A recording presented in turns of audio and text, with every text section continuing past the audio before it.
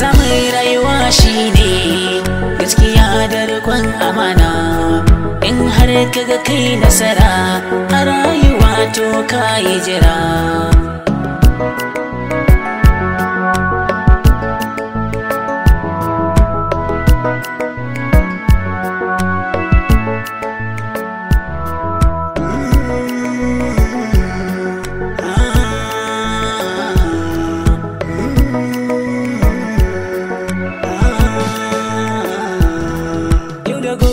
Sai Allah wanda ya samu za ya rasa. In har kaga kai nasara a rayuwa wani za ya rasa. Yau da gobe sai Allah, kai dan adam sai ka gane haka.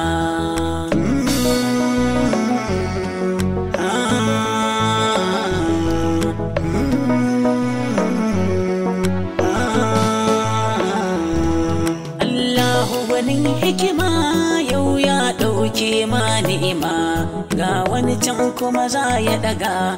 Allah shi zai sa ni'ima. Yau da gobe sai Allah, Allah shi ke bayarwa, shi ke rayawa, Allah shi ke ƙarawa. Oyoyo, barka da zuwa Alhaji. Ya hanya? Alhamdulillah. Ya dubban? Alhamdulillah. Na tabbata da na san cin da ya fi na Alhaji shi na hada ɗarin kwana biyu. Sai dai wannan gobe ku kuka ji. Ni dai na san sana'a ce ta kai kasuwanci na ne. Sai shi kenan. Ya kamata mu shiga daga ciki. Babu abin da yake ɗorewa, wahala ko akasinta komai zai iya canzawa.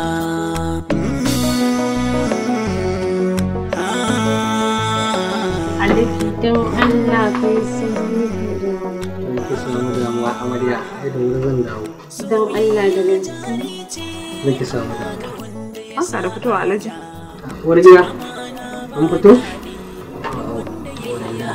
Alhaji gashi za ka tafi kuma mun yi magana da kai jiya. Ina son mu ɗan tattauna akan maganar yaran nan. To shi ke nan dama ni ma ina da shiri akan Allah za a idan na dawo sai mu zauna sai a tattauna akan abin da za a yi. Shi kenan.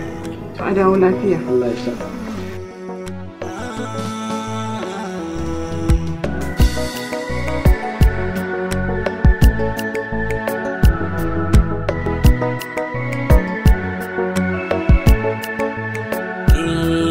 Zaman rayuwa shine gaskiya da rikon amana. In har kaga kai nasara a rayuwa to ka yi jira. Allah ya yarda akwai labari. Na san Alhaji zai zauna da mu da yamma ne. Kuma yanzu haka ma zai dawo a san muke. Saboda na san kuma duk zancen da za mu yi shi da yace ce dan ba mu wasu kuɗi da za mu dan huta amma mu ji daɗi. Tunda kaga an gama karatun da ana zaune ba wani abin kuɗi kawai sai dai ka fita ga yara suna ɗan shani. Amma kai ba ka da wani ga motocin ma suna ajiye duk ba man da za ka zuba a motar ma sai a hankali. Ba ɗaya na ɗaukun da ya dawo wallahi. Ni yanzu haka zama jiya shi in ba za ka tun na fice. Kai na fice. Bisi a aiki. Amma fa zan so a ce Alhaji ya kira mu zaman nan kawai a ce tare kowa ya fito da matar da yake so kawai ai mai aure. Allah mugun daɗi farin ciki kai. Kowa da irin rayuwar shi. Kowa da irin rayuwar shi. Yanzu kuma za ku yi tunani akan ci gaban mu rayuwa ba sai dai ku rinka wasu yanku. Gaskiya ta ku yi tunani akan wannan baki. To, daga ta Nasir. Yaushe har ka girma kai hankalin da za ka gaya mana gaskiya. Yaushe ma ka girma Nasir. Ana magana a ji daɗi kana mana magana wani nazari to wake mu tunanin mu kenan ba tunani ne na hankali da zamu ji daɗi ba kenan ga dukiyar an tara muna buƙatar mu huta shekarar ka nawa kana karatu wurin kai har yanzu yaro ne shekarar ka nawa kana karatu ya kamata a ce ka samu lokacin huta ga dukiyar an tara amma kana mana magana wani waye ba haka wani ya kamata rayuwar nan da muke ciki kowa ya san a matsayin da yake yanzu kuna so sai lokacin da zai zo ba ku kuɗi kafin nan ku kashe to Nasir me amfanin kuɗin da aka tara dama ai saboda mu aka tara kuɗin nan Nasir me amfanin su kawai shi amfanin kuma ma wai abin da nake gani misali yanzu dan an yi mana aure ai an taimaka mana, sannan su ma matan da muka aura ai mun taimaka musu. Ba shi kenan ban da yau kuma akai. Ni gaskiya wannan shi da buri na gaskiya. An dama da haka zai kasance gaskiya. Allah na gaji da zuwa zanti. Kullum ni ne nan ni ne can ni ne na gaji wallahi. Ga ka kama ne. Ai Salim dama kai da kake magana aura. To amma duk da haka yau ma shi ma ka girma na Salim. Yaushe ka girma da har kake wani magana aure. Ka bari ka dan soma ka dan ji daɗi a rayuwarka. Mu ma da muke gaba da ku ba mu yi tunanin yin auren ba kai kana wani magana aure. Yaushe ma ka girma? Yaushe ka gama karatun da har ka girma kake wani magana aure. Ni ba haka yake nufi ba. To me kake nufi? Sai je ku yi tunani. Oke tunanin mu ba tunani bane, tunanin a huta ba tunani bane ko? A ba rabu da shi kawai. Tunanin a sha wahala ne tunani?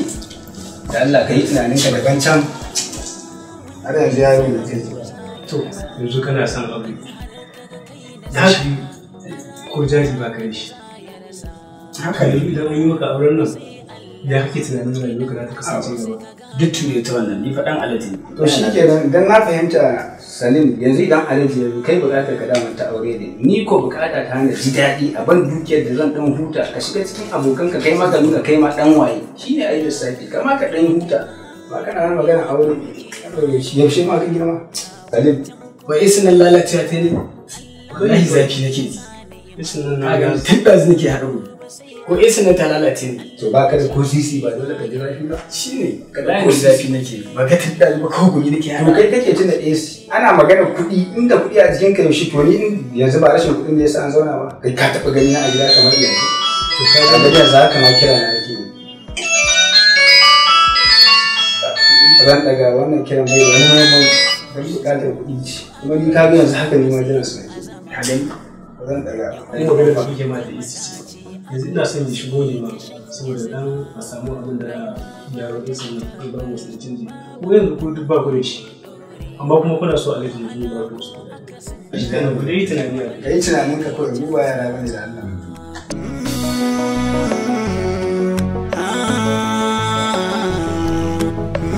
dama na tara ku ne domin in ji muradanku daga bakin kowannen ku. Faisal, ina jin ka bismillah. Dadi ni matsala ta bai wuce a canja min mota kuma da ɗan kuɗin da zan ɗanin ka kula da ita. Duk motocin da suke gidan nan? Dadi motocin gidan nan duk sun zama tsofan yayi. Na ji naka. To kai ina jin ka. Ina jin ka sani. To ni gaskiya Alhaji bukata na bai wuce kawai ka ce da ni fito da matar da zan aura ba kawai a mun aure. To shi kenan. Kana da wacce kake so ne? Gaskiya a'a. To shi kenan. Ina jin ka Nasir. Daji jari ne so ka ba. Jari me za ka yi? Ina so in fara kasuwanci ne zuwa Dubai. Na samu kaya. To wannan abu ne mai kyau. Amma ya kamata duk abin da mutum zai fara shi daga tushe. Na ji daɗin wannan magana da kuka yi. To, don na ji muradan ku. Dama duk abin da kuke faɗa jiya, duk ina sauraron ku. Kaji kai kana so ka fantama, wannan yana so ya aure, wannan yana so ya kasuwanci. To, kai da kake so ka fantama, ban hana ka fantama ba, amma idan za ka fantama gwara ka fantama da gominka. Kai kuma da kake so ka yi aure, ya kamata a ce ka samu ka kafa kanka, ka zama wani abu kafin a ce ka je ka nemi aure. Kai kuma da kake son ka yi kasuwanci, ya kamata a ce ka fara kasuwanci tun daga tushe, domin shi harkar kasuwanci ba a shigansa sama taka.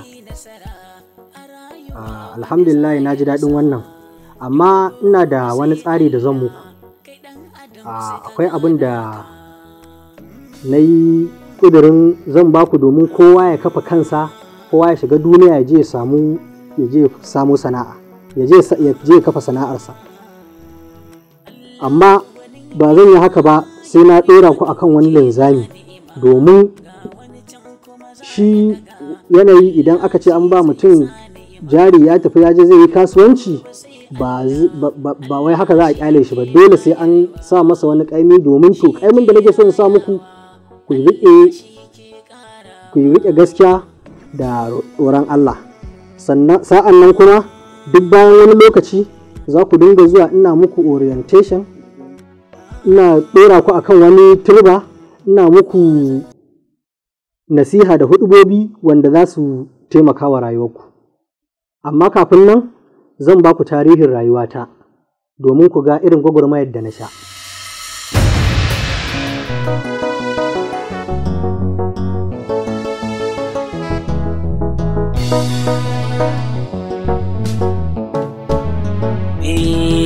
Zaman rayuwa shine gaskiya da riƙon amana. In har kaga kai nasara a rayuwa to ka yi jira.